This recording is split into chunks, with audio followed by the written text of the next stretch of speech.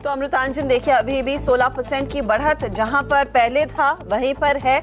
निरंतर यहां पर खरीदारी देखने को मिली, 297 तक के लेवल्स देखने को इसने अपने नाम कर लिए हैं। तो एक्शन काफी है इस काउंटर में। ऐसे ही मार्केट में कई इंटरेस्टिंग आइडियाज हैं जहां पर तेजी मंदी दोनों के सौदे आपको मिलेंगे, उसी पर फोकस होगा इस आधे घंटे में। हमारा साथ दे रहे हैं प्रकाश काबा। आगे वरुण से समझेंगे कि मिड कैप्स की स्थिति क्या है और ऑफ कोर्स अश्विनी भी बताएंगे कि उनके क्या ट्रेडिंग आइडियाज हैं आज दोपहर के लिए। लेकिन मार्केट का हाल आपके सामने पहले लेकर आते हैं। 10,850 के नीचे हम फिसले हैं और उसी के नीचे कारोबार देखने को मिल रहा है। सेंसेक्स 375 अंक गवा चुका है। रियल एस्टेट, बैंक, ऑटो यहां पर सबसे ज्यादा दबाव देखने को मिला है। मिड कैप इंडेक्स में भी प्रेशर आया है। ये इंडेक्स करीब 1% नीचे और निफ्टी बैंक की तो हालत और भी खराब होती हुई। दरअसल यहां पर भी 1% लगभग 250 अंकों का नुकसान देखने को मिला है। दरअसल आज के सत्र में अगर आप देखें तो चौतरफा बिकवाली का दबाव देखा गया है। सभी सेक्टोरल इंडाइसेस नेगेटिव टेरिटरी में कर रहे हैं कारोबार। तो ये स्थिति मार्केट की बनी हुई है। अब ऐसे दिन क्या ट्रेड लिया जाए? प्रकाश, गुड आफ्टरनून। इंडेक्स तो अटक चुका है 10,850 के नीचे। आप पोजीशन क्या कुछ नहीं लेना चाहेंगे? Good afternoon. मुझे लगता है कि जो आज का लो है 10,800 का, शायद यहाँ पर संभल जाए। मैं वर्ड करूँगा, यूज़ करूँगा शायद, क्योंकि यहाँ से अगर बाउंस मिलता है तो शायद 10,880, लेकिन आज का लो अगर ब्रेक हो जाता है तो एक फ्रेश गिरावट आ सकती है। लेकिन उसके लिए पहले एक बार ऊपर जाना पड़ेगा और फिर आकर तोड़े तो उसमें भारी गिरावट होगी। अभी तोड़ने में मुझे लगता नहीं कि इसमें भारी गिरावट आ सकती है। शायद यहाँ पर संभल जाए 10,800। तो नई शॉर्ट की पोजीशन आप बेसिकली इस समय नहीं लेंगे? ओके, बेचने की जगह है, मैं आपको वो भी बता देता हूँ कहाँ होनी चाहिए। 10,880 के आसपास अगर वहां पर वीकनेस मिलती है तो वहां पर शॉर्ट करना चाहिए। ओके, 10,880 अगर एक उछाल दिखे बाजार में और 10,880 तक के लेवल्स देखने को मिले तब आप शॉर्ट की पोजीशन लेंगे, इस समय नहीं। उम्मीद यही है कि 10,800 पर संभल जाए ये सेल ऑफ। स्टॉक्स जो आपने शॉर्टलिस्ट किए हैं, 2 स्टॉक्स हैं, दोनों ही ऑन द शॉर्ट साइड। एक तो रहेगा, मुझे एसीसी लगता है वीकनेस यहाँ पर पॉसिबल है कि एसीसी में एक लोअर लेवल देखने को मिल सकते हैं। 1475 का टारगेट होगा, स्टॉप होगा 1535 का। इसी 1 या 2 दिन कह सकते हैं, लग सकता है। ओके, रही बात है अडानी पावर, यहाँ पर भी वीकनेस है। इसका टारगेट 48 का है, स्टॉप होगा 52। यहाँ पर भी 1 या 2 दिन, 1 से 2 दिन में अदानी पावर में बिकवाली करके चले 48 के लेवल्स आएंगे और एसीसी में भी शॉर्ट की पोजीशन खड़ी की जाए, वहां पर भी 1475 तक के लेवल्स आएंगे। मिड कैप्स में स्थिति कहां पर बिगड़ी है, क्या रेडार पर है, इस पर फोकस करते हैं। वरुण तैयार है, लेकिन एक खबर आ रही है अपोलो टायर्स को लेकर। शेयर होल्डर्स ने रीअपॉइंटमेंट, नीरज कंवर जो कंपनी के मैनेजिंग डायरेक्टर है, उनकी रीअपॉइंटमेंट को मंजूरी दे दी है। आपको याद होगा अपोलो टायर्स में हुआ क्या था। अपोलो टायर्स में नीरज कंवर की तनख्वाह बढ़ने पर काफी ज्यादा बवाल मचा था। फिर बोर्ड ने डिसाइड किया था ठीक है इनकी तनख्वाह नहीं बढ़ाएंगे, और उसके बाद क्या नीरज कंवर को फिर से एमडी के तौर पर नियुक्त करना चाहिए, ये प्रपोजल शेयर होल्डर्स को भेजा गया था और शेयर होल्डर्स ने उस पर हामी भर दी है। एक और स्टॉक आपकी स्क्रीन पर लेकर आते हैं, धानुका एग्रीटेक। 2 जनवरी यानी कि यहाँ पर बोर्ड बैठक होने वाली और बायबैक पर कंपनी विचार करेगी। वो स्टॉक थोड़ा सा चमका है इसी खबर पर। 2.5% तक की, अब लगभग 3% तक की तेजी आ चुकी है धानुका एग्रीटेक में। 463 के लेवल्स देखे जा रहे हैं। तो ये अभी खबरें आई तो उस पर हमारी नजर चली गई है।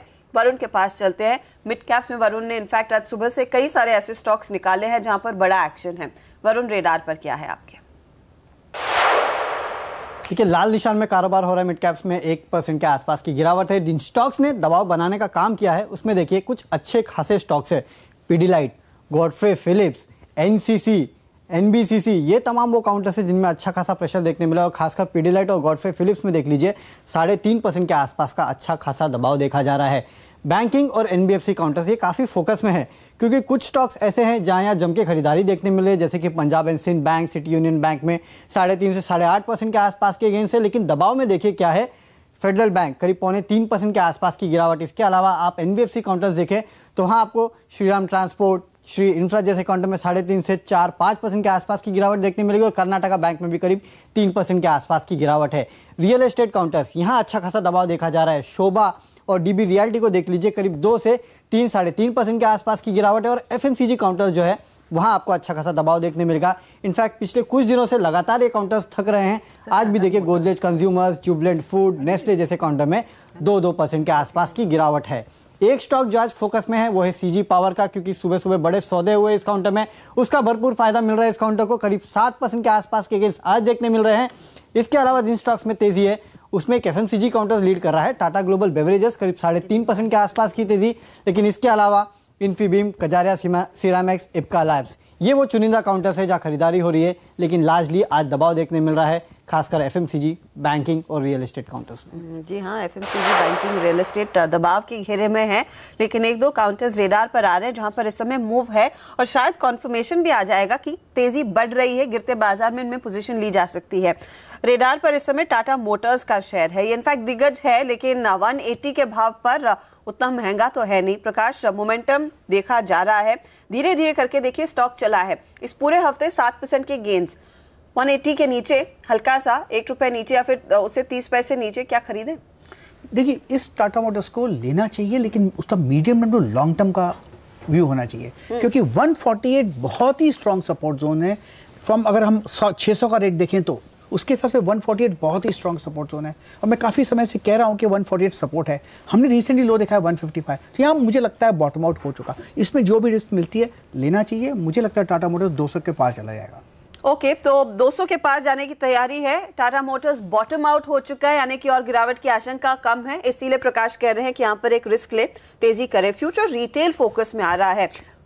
वैसे भी ये फेस्टिव सीजन की एक बार फिर देखिए शुरुआत हो गई है। दिवाली के बाद ये जो सेकंड वेव आती है उसमें रिटेल कंपनियों का बोलबाला रहता है, और फ्यूचर रिटेल इस समय अपनी नंबर बढ़ा रहा है।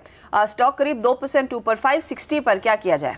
लेना चाहिए। इसका बेसिक स्ट्रक्चर पॉजिटिव है फ्यूचर रिटेल का, और शॉर्ट टर्म में डेली चार्ट देखें तो लगता है इतना अच्छा अपमूव मिला है करीब 500 जोन से। इसका target on the upside short term में 575 का नजर आता है, लेकिन मुझे लगता है इसमें और भी तेजी आ सकती है आते दिनों में। लेना चाहिए, स्टॉप लगाना चाहिए करीब 535 का, और इसमें एक्सपेंशन कॉन्ट्रैक्शन को वक्त देना चाहिए। तो ये 575 आज हो सकता है या फिर सोमवार तक? 575 आज भी हो सकता है, मंडे भी हो सकता है, लेकिन अपमूव मिलेगा यहाँ पर। ठीक है, तो 560 के आसपास है, यानी कि यहाँ से आगे 15 रुपए की कमाई आज के आज स्टॉक कराकर दे सकता है आपको। वॉल्यूम्स में देखिए एक अच्छी खासी बढ़त देखने को मिल रही है। आईसीआईसीआई प्रूडेंशियल भी आपके रेडार पर लेकर आएंगे। प्रकाश, फटाफट देखिए, क्योंकि ये स्टॉक थोड़ी बहुत हरकत में रहा है और इस हफ्ते इसने भी कमाई की है। क्या मौका है पोजीशन लेने का? ले सकते हैं यहाँ पर। उसका मुझे लोअर लेवल्स पर जो हायर टाइम फ्रेम में जो बार बने हुए हैं, इतने अच्छे बने हुए हैं, लगता है कि इससे नीचे 300 के नीचे नहीं जाएगा। और लेकिन शॉर्ट टर्म में देखें तो मुझे लगता है 320 में स्ट्रॉन्ग सपोर्ट जोन है, इसको ले लेना चाहिए। इसका टारगेट 340 का है, लेकिन वो आज का नहीं है, थोड़ा वक्त लगेगा। लेकिन आज की अगर टारगेट चाहिए तो 335 की एक जरूर हम कोशिश कर सकते हैं, वहां तक जाने की कोशिश कर सकते हैं। 335 आज का टारगेट रहेगा, यह है आपके लिए राय आईसीआईसीआई प्रूडेंशियल पर। तो 3 स्टॉक्स, एक है टाटा मोटर्स, फ्यूचर रिटेल और आईसीआईसीआई प्रूडेंशियल। यहाँ पर इस समय मूव आ रहा है, आप इस समय पोजीशन लेकर चलेंगे तो फायदा जरूर कमाएंगे। कुछ और काउंटर्स पर आएंगे जहां पर एक्शन देखने को मिल रहा है। इनफैक्ट फ्यूचर कंज्यूमर भी प्रकाश आप देखकर रखें, क्योंकि वहां पर भी अब धीरे धीरे करके एक्टिविटी शुरू होने लगी है। तब तक हम आपको बताते हैं कि गोदरेज एग्रोवेट क्या करने वाला है। आने वाले दिनों में कंपनी में बड़ा निवेश कंपनी के प्रोमोटर्स करने वाले हैं। हमारे साथ एक्सक्लूसिव बातचीत में गोदरेज ग्रुप के चेयरमैन अदिक गोदरेज ने कहा कि गोदरेज एग्रोवेट के कारोबार में अच्छी ग्रोथ दिख रही है, लिहाजा कंपनी में और निवेश किया जाएगा और आगे मौका मिला तो वैल्यू अनलॉकिंग भी होगी। गोदरेज एग्रोवेट को लेकर आपका सपना था, काफी लोग बेसब्री से इंतजार कर रहे थे, फाइनली वो कंपनी आकर लिस्ट हुई है। लेकिन इसको अब नेक्स्ट लेवल तक ले जाने के लिए क्या तैयारी होगी? क्योंकि यहाँ पर अभी भी अलग अलग बिजनेसेस हैं जहां पर एटलीस्ट द स्ट्रीट सेज कि आगे और भी वैल्यू अनलॉकिंग हो सकती है। Is that on the cards? Yes, and we have been growing also, acquisition भी किए हैं, काफी ग्रोथ हो सकता है।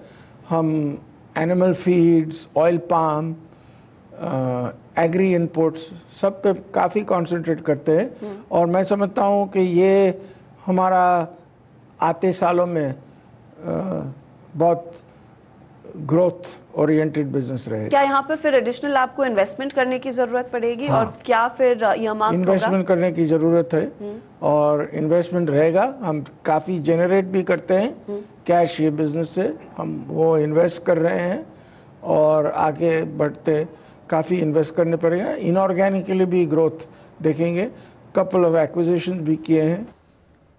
इनऑर्गेनिक ग्रोथ तरीका रहेगा गोदरेज एग्रोवेट में अपने कारोबार को स्केल करने का, ये मैनेजमेंट ने कहा। और खास बात यही है कि आगे चलकर कुछ और वैल्यू अनलॉकिंग की भी अपॉर्चुनिटीज देखने को मिलेंगी। स्टॉक देखिए बात करते करते अब 0.5% ऊपर ट्रेड कर रहा है, तो एक अपॉर्चुनिटी जरूर है। लेकिन फ्यूचर कंज्यूमर प्रकाश ने देख लिया है, चार्ट की ओर से इशारा तो बढ़िया तेजी का दिख रहा है। 4760 प्रकाश 3% मेरे बोलने के बाद ये स्टॉक भागा है। इंटरेस्ट तो है, अब लेवल क्या दिखेगा आगे? मुझे लगता है इसका trading point of view level 50 का है, लेकिन इसको 1-2 दिन के हिसाब से देखना नहीं चाहिए। ऐसा स्टॉक बना है, इसका ऐसा स्ट्रक्चर है कि इसको ले लेना चाहिए और डरना नहीं चाहिए। मुझे लगता है 60 का जोन भी देखने को मिलेगा, लेकिन उसके लिए थोड़ा वक्त लगेगा। लेकिन ये सेफ स्टॉक है on the long side, short नहीं करना चाहिए। लेकर भूल जाएंगे या ले लेंगे और घबराए नहीं कि 1-2 दिन में टारगेट चाहिए, तो अच्छा मुनाफा भी मिल सकता है। ओके, 1-2 दिन में अच्छे टारगेट्स के लायक ये काउंटर है। 50 का तो टारगेट पहला प्रकाश दे रहे हैं, उसके आगे 60 के लेवल्स भी देखने को मिलेंगे। मोमेंटम है इस काउंटर में, इसके साथ रहे। गोदरेज एग्रोवेट में हम देख रहे हैं वॉल्यूम्स में थोड़ा सा पिकअप, अब क्योंकि मैनेजमेंट कह रहा है कि आगे जाकर वैल्यू अनलॉकिंग होती हुई दिखाई देगी। इस पर आपकी राय क्या रहेगी?